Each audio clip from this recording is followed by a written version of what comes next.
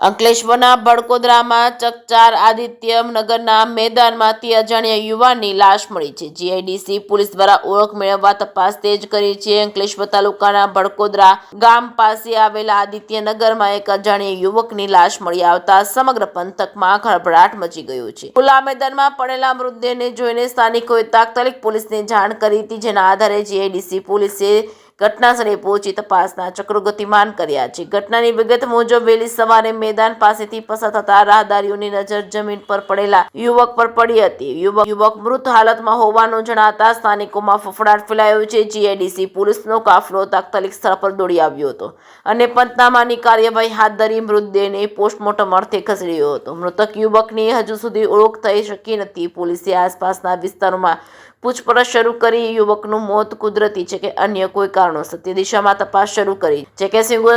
Ketan Mehta, Bharuch.